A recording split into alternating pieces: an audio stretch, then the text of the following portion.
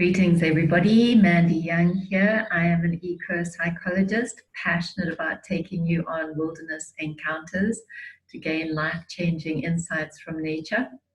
As we are not able to travel so much at the moment, I have started a wilderness weekly webinar. Last week, we focused on the hunter became the hunted. And it was an amazing piece of video footage about a lioness who was hunting to feed her cubs and a zebra who was protecting her newborn calf. So what we do on these weekly wilderness webinars is we go on an online safari and observe some wild animal interaction, and then we discuss it so that we can gain our own personal takeaway, life-changing insights. On this particular occasion, there were a couple of insights that were shared by the participants who were engaged in the webinar. The first one was looking at the three factors that impact a competition: the environment, what are the resources available, can you use them, how are you using your environment, your personal conditioning. How healthy are you? How equipped are you? How skilled are you? And then, do you have a pride or a team or a herd that is supporting you? So out of those three, environment, personal conditioning, team, which would you say was most important? 1, environment; 2, personal conditioning; 3, a team. Maybe you want to add 4 for both. Maybe just comment below 1, 2, 3, or 4. The second section that we discussed was when we saw the lioness caught the baby zebra and was holding it and trying to kill it, and the zebra mother was trying to get her baby zebra back to help it survive. So there was a lot of interaction, and the zebra mother got the baby away and kicked back and just made sure that the lioness left her newborn child alone. And the discussion was around how amazingly courageous, wholeheartedly courageous that zebra mother was, and to protect her baby. And sometimes we are parents and we are just as protective of our young, of our children, but maybe the baby is a special project, dream, whatever it is that is really, really important to you. You really want to protect it, you want it to survive.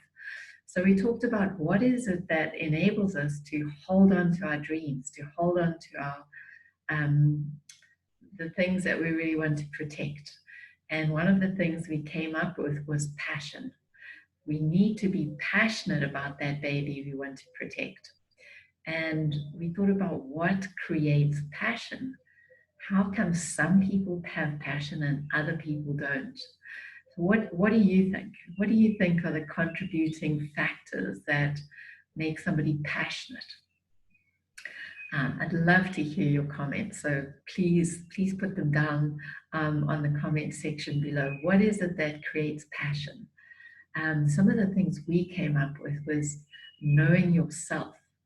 You know, when you know yourself, you know what you like, you don't like, you know what you can do, you know your strengths, you know your weaknesses, and that creates motivation and passion. And the other one is having a purpose. Why are you doing it?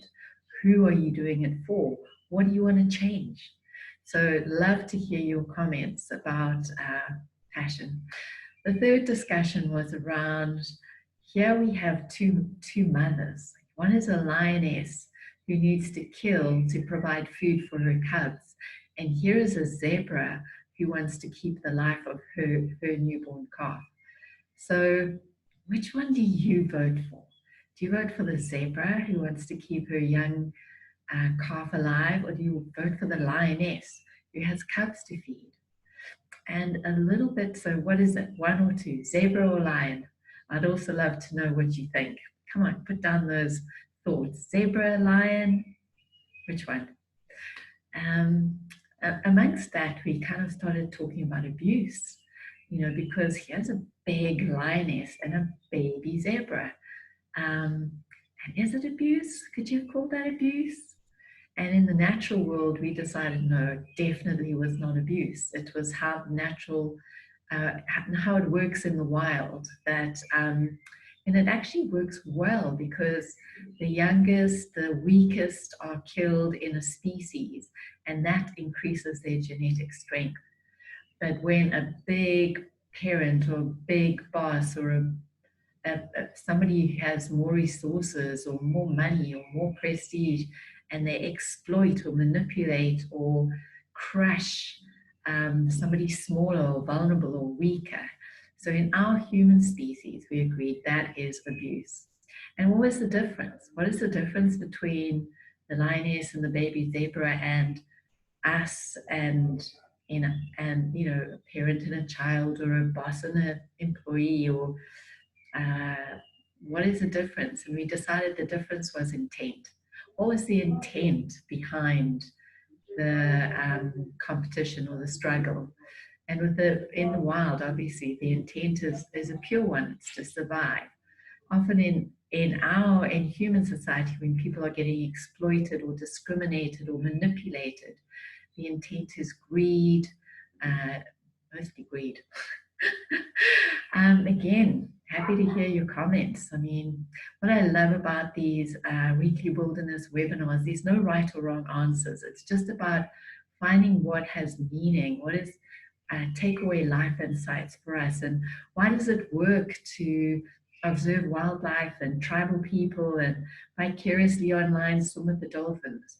Because these are animals, these are tribal people who know how to adapt to their environment. They also are really, really great at relating, and they remind us of how we can also be great, how we can live our greatness, how we can make a great impact in the world. So they're great models for us to strive.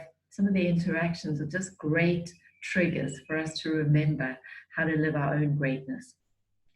So I'd love to invite you on to next week, actually this week's weekly wilderness webinar. It's on Thursday, always happens at 12:30. It's kind of in the middle of the day, take a lunch break, something like that. But I wanted to do it middle of the day, so people in Australia, way down in the south could be included, people all over across in the west and in the USA, well, it's kind of north, south, west, east, west for me here in Sicily, but just wanted it to be more accessible internationally. So it always happens at 12:30 on a Thursday.